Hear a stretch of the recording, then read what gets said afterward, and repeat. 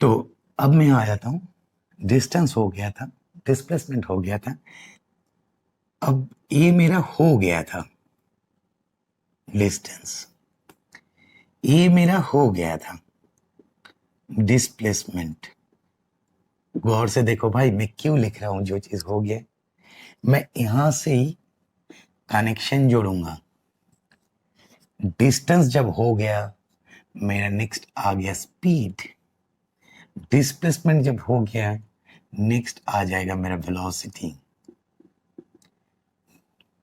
अब क्या रिलेशन है वो बताता हूं, देखो। तो स्पीड का पहले डेफिनेशन देखो, स्पीड क्या है? Rate of change of distance, मतलब एक rate of change of motion. अगर आप डिस्टेंस की जगह इधर मोशन भी लिख दोगे तब भी चलेगा। क्यों? मोशन मतलब ही तो डिस्टेंस है, मोशन और डिस्टेंस तो सेम चीज है। तो आप मोशन लिख सकते हो और मैं समझाने के लिए इधर डिस्टेंस लिखा। Rate of change of distance यानी कि पर यूनिट टाइम में जो डिस्टेंस चेंज होगा, that is called speed. Distance is a scalar quantity and displacement is a vector quantity. तो अगर डिस्टेंस स्केलर है तो स्पीड भी मेरा स्केलर है वो। अगर डिस्प्लेसमेंट वेक्टर है, वेलोसिटी भी मेरा वेक्टर क्वांटिटी होगा। ठीक है। अब देन दिस स्पीड, स्पीड को अगर मैं v से डिनोट करता हूं तो v is equal to distance by time, s by t। Distance by time. अगर आपको एवरेज वेलोसिटी लेनी है, तब क्या एवरेज स्पीड लेना है, तब v average is equal to, मान लो कंडीशन ऐसा सोच लो कि आप घर से स्कूल जा रहे हो, अब लगातार 4-5 बार आपका स्पीड चेंज हुआ है जैम की वजह से, रोड के कुछ कारण की वजह से। तो आपने S1 plus S2 plus S3 plus dot dot dot divided by T1 plus T2 plus T3 plus dot dot dot, आपका एवरेज स्पीड निकल जाएगा। V average actually speed, average speed आपको ये मिल जाएगा। ठीक है, S1 plus S2 plus S3। तो मैं इस चीज को एक जगह पे लिख के रखता हूं, क्योंकि बाद में मैं इस फॉर्मूला से भी आपको रिलेशन दिखाऊंगा। कहां लिखे, इधर लिख देता हूं। v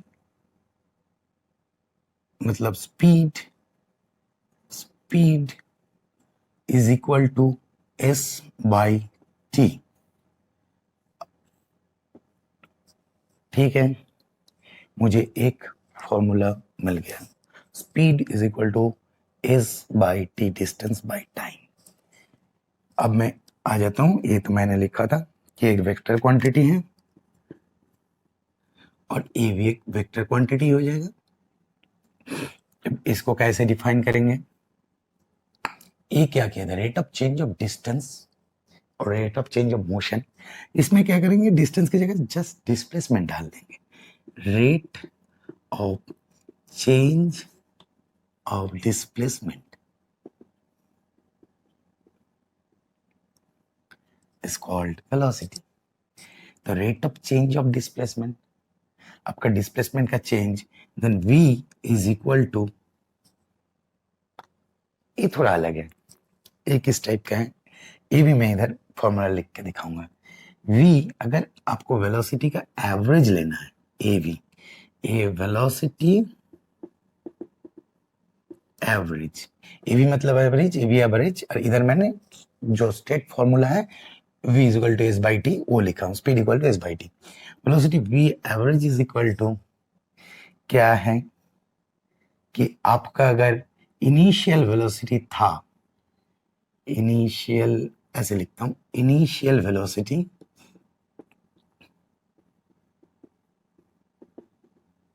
is equal to u and final velocity v. अब बोलोगे सर यहाँ इनिशियल फाइनल कहाँ से आ गया? यहाँ पे तो आपको डिस्टेंस आप कवर कर रहे थे। इस केस में मैंने क्या बोला? Rate of change of displacement. अब डिस्प्लेसमेंट ऐसा तो नहीं है कि अब हमेशा जीरो से ही स्टार्ट करोगे इस पॉइंट से। हो सकता है कोई भी ऑब्जेक्ट वो एक मोशन में थे, वेलोसिटी का बात चल रहा है ना, हमेशा जीरो में तो नहीं हो सकता है। मतलब कुछ वेलोसिटी हो सकता है, जीरो भी हो सकता है, लेकिन कुछ वेलोसिटी हो भी सकता है।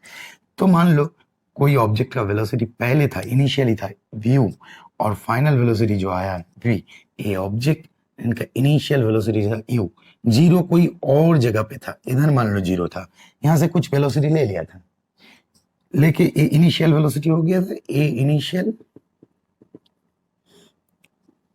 और v ए फाइनल।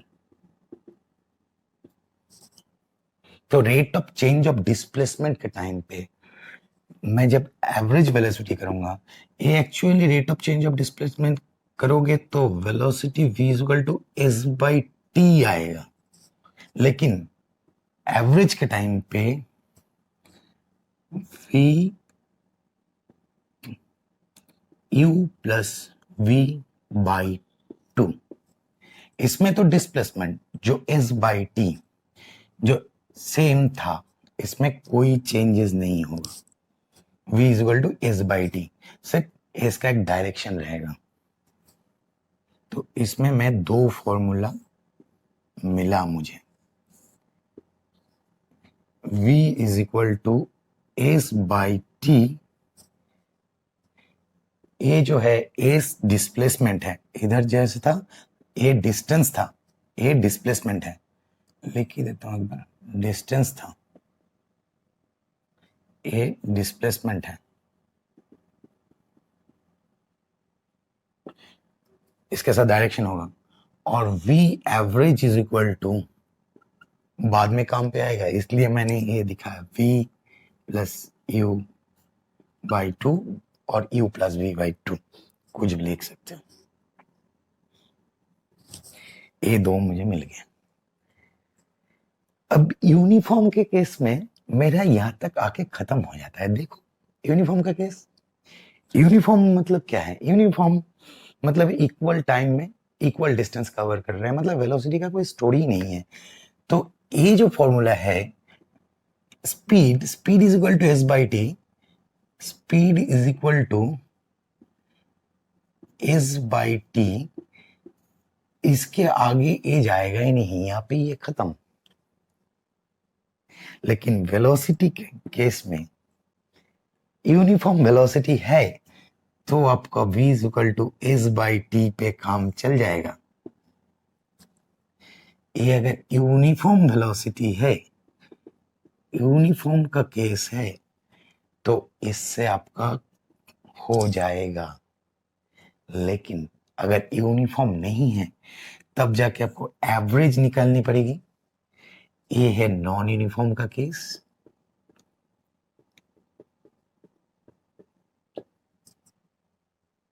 ठीक है, अब नॉन यूनिफॉर्म के केस में आके इधर एक नया टर्म का इंट्रोडक्शन होता है, वो होता है एक्सेलरेशन।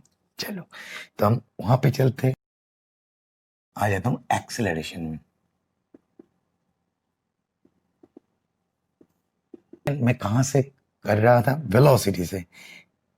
इधर जो डिस्प्लेसमेंट था, डिस्प्लेसमेंट के बाद वेलोसिटी, उसके बाद आप जा रहे हैं मैं एक्सेलरेशन में। डिस्प्लेसमेंट, वेलोसिटी, एक्सेलरेशन, ये तो इधर ही खत्म हो गया था। यूनिफॉर्म के केस में speed is equal to S by T, बस वहां पे जाके ये और आगे और आएगा ही नहीं, ये यहाँ पे खत्म हो चुका है।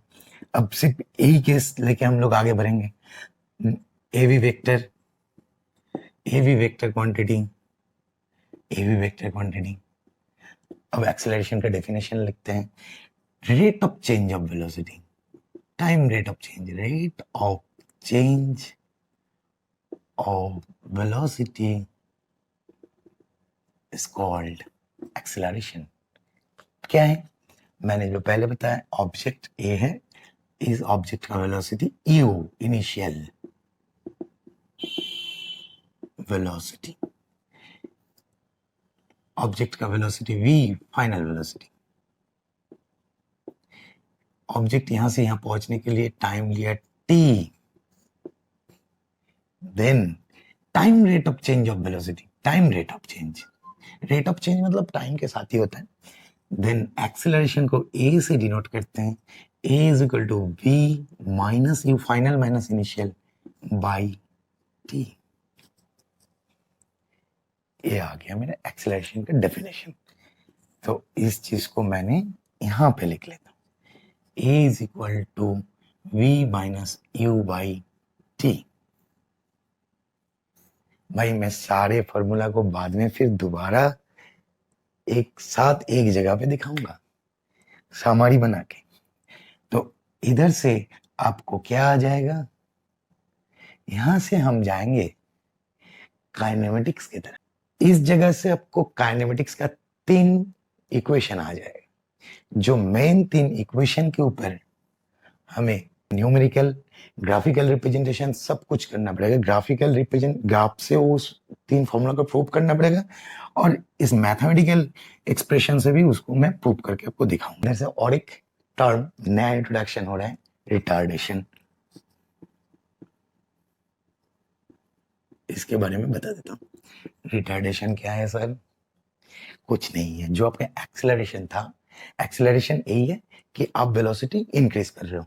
एक कार चला रहे हो 130 किलोमीटर पर आवर, तो 130 से 140, 150, 160, तो आप कार को एक्सेलरेट कर रहे हो ना।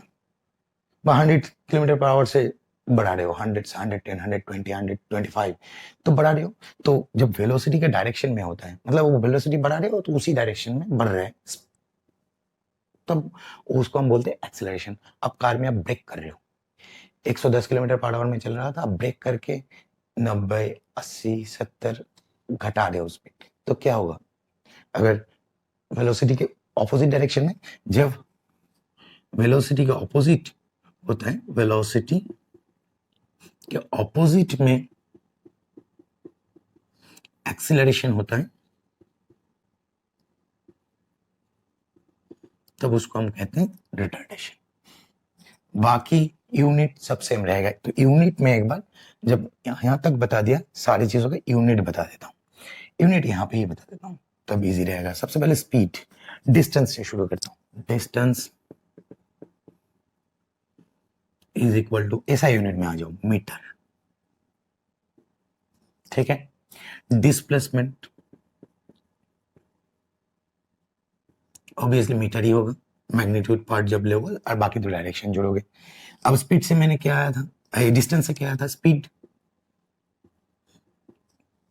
स्पीड का क्या था, डिस्टेंस बाय टाइम, तो मीटर बाय सेकेंड। तो इसको क्या लिखेंगे, यूनिट अगर लिखेंगे तो ऐसा यूनिट में मीटर, ऐसा यूनिट ही, मीटर को ऐसे भी लिख सकते हो।